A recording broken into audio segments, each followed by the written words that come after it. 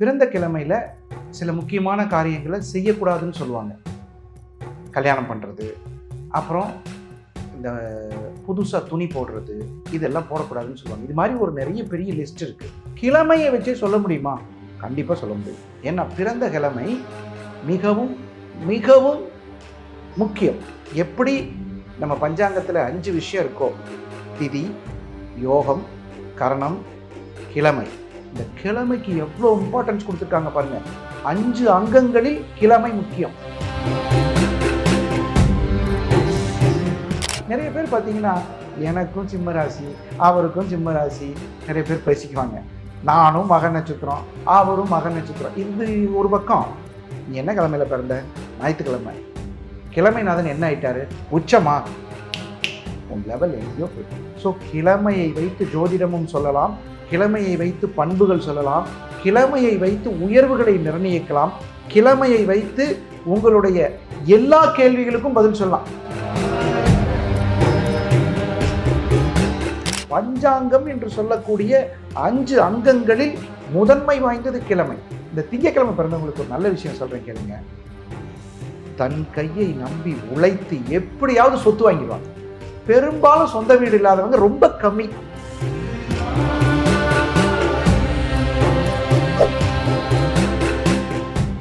நேயர்களுக்கு வணக்கம்.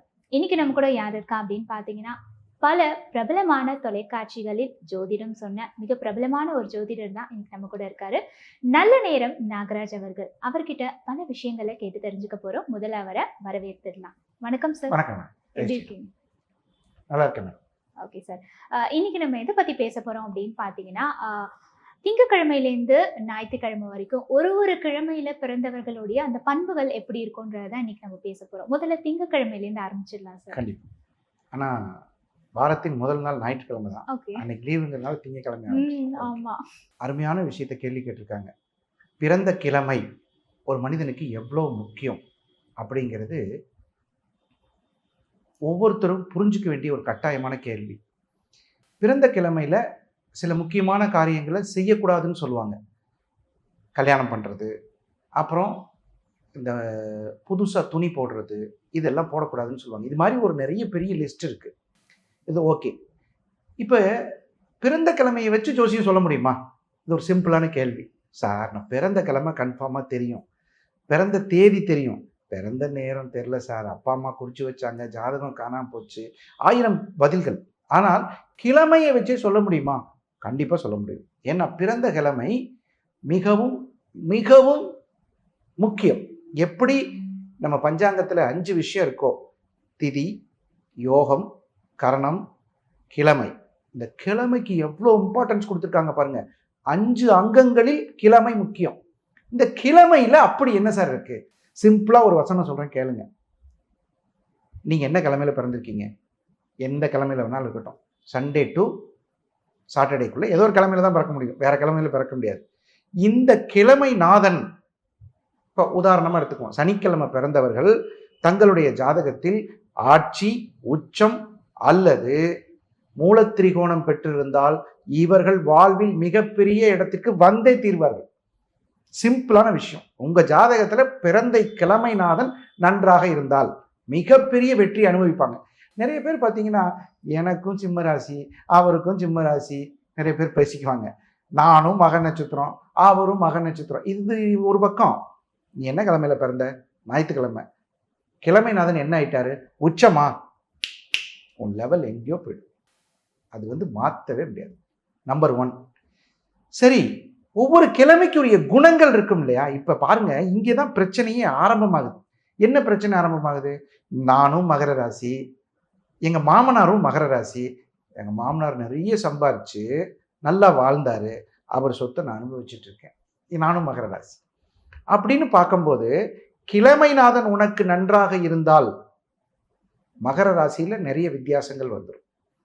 சரி, கிழமைநாதனுக்கு தனகாரகன் நன்றாக இருந்தால் நீ தொட்டதெல்லாம் துலங்கும், வேற லெவல். நீ நிறைய பேர் பேசிக்கிறது என்னன்னா, இப்போ பஸ்ஸில் 2 பேர் பக்கத்தில் உட்காந்துட்டு, நீங்கள் மேசராசியா? ஆமாம், நானும் மேசராசி தான். ஆனால் எப்போ சார் கஷ்டம் தீரும்? இன்னொரு மேசராசிக்காரர் பாருங்க, அந்த செவ்வாய்க்கிழமை பிறந்து ஒரு பெரிய வசனம் வேற பேசிட்டு இருக்காங்க. என்னன்னா, செவ்வாய் வருவாய்ங்க, செவ்வாய்க்கிழமை போயா பிள்ளை பெற்றீங்க. இப்போ இந்த இன்டர்வியூக்கு வர்றதுக்கு ஒரு நிமிஷத்துக்கு முன்னாடி ஒரு ஃபோன் அட்டன் பண்ணி வர்றேன்.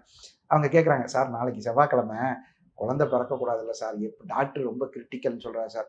ஏம்மா செவ்வாய்க்கிழமை செவ்வாய் நல்லா இருக்கிற இடத்துல பிறந்திருக்கம்மா, சரின்னு சொல்லுமா அப்படின்னு சொல்லிட்டு வந்தோம்.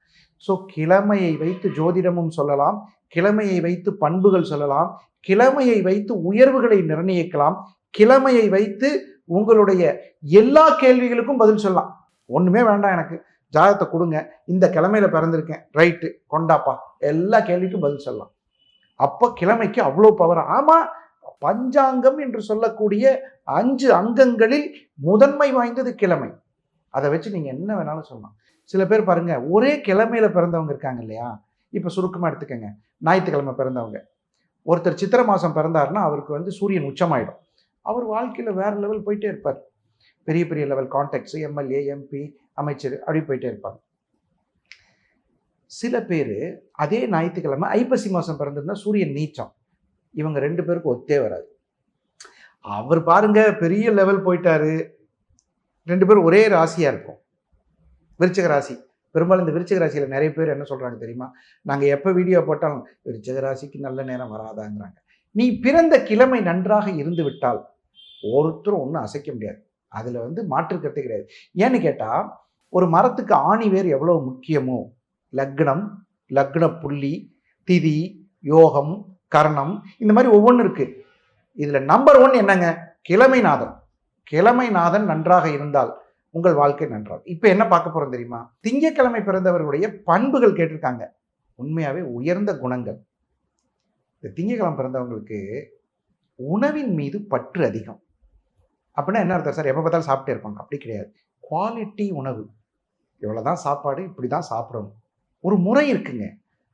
சாப்பாடு நம்ம இஷ்டத்துக்கு அள்ளி போட்டே இருக்கக்கூடாது. வானே சாப்பிடலாம் அப்படின்னா இப்போத்தான் சாப்பிட்டேன், கொஞ்ச நேரம் கழிச்சு சாப்பிடலாம் அப்படிங்கிற அந்த எண்ணம் இல்லாதவர்கள். ஒரு முறை இருக்குங்க. உணவு முறையில் திங்கட்கிழமை பிறந்தவர்கள்ட்ட கேட்கணும். சும்மா அப்படியே நல்லா பலூன் மாதிரி ஊதிட்டு சாப்பிட முடியாமல் கஷ்டப்பட்டு, அதெல்லாம் திங்கட்கிழமை பிறந்தவங்கள்ட்ட இருக்கவே இருக்காது. டிசிப்ளின் இன்டேக்கர்ஸ்னு பேர் அவங்களுக்கு. ரொம்ப குவாலிட்டியாக இருப்பாங்க. பெரும்பாலும் காஃபி டீ அவாய்ட் பண்ணிடலாம் சார், தேவையில்லை சார், இப்படிலாம் சொல்கிறவங்க யாருன்னா திங்கட்கிழமை பிறந்தவங்க. சரி, உணவு முறை எடுத்துட்டோம். அடுத்து ஒழுக்கம். அவரவர்கள் குடும்ப ஒழுக்கம் இருக்கு இல்லையா? காலைல இத்தனை மணிக்கு எந்திரிக்கணும், இத்தனை மணிக்கு கோயிலுக்கு போகணும், இத்தனை மணி குடும்ப ஒழுக்கம்னு ஒரு விஷயம் இருக்குது. அவங்கவுங்க பிறந்த குடும்பத்தில் ஒரு ஒழுக்கம் இருக்கும். அது பேர் சமுதாய ஒழுக்கம்னு பேர். திங்கட்கிழமை பிறந்தவங்க எல்லாருமே பார்த்தீங்கன்னா சமுதாய ஒழுக்கம். இந்த திங்கட்கிழமை பிறந்தவங்களுக்கு ஒரு நல்ல விஷயம் சொல்கிறேன் கேளுங்க. தன் கையை நம்பி உழைத்து எப்படியாவது சொத்து வாங்கிடுவாங்க. பெரும்பாலும் சொந்த வீடு இல்லாதவங்க ரொம்ப கம்மி திங்கட்கிழமை பிறந்தவங்க. நான் சொன்ன முதல் பாயிண்ட் எடுத்துக்கணும். திங்கட்கிழமை பிறந்த சந்திரன் நல்ல இடத்துல இருக்கணும். நல்ல இடம்னா என்ன?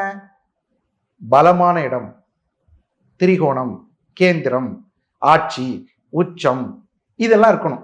பலவீனம் ஆயிட்டு என்கிட்ட கேள்வி கேட்கக்கூடாது. சார் சந்திரன் நானும் திங்கட்கிழமை தான் சார், எனக்கு இந்த ஒழுக்கம் இல்லைன்னா உனக்கு அங்கே கட்டத்தில் கரெக்ட் இல்லைன்னு அர்த்தம். ஸோ அதனால அதை பார்த்துக்கணும்.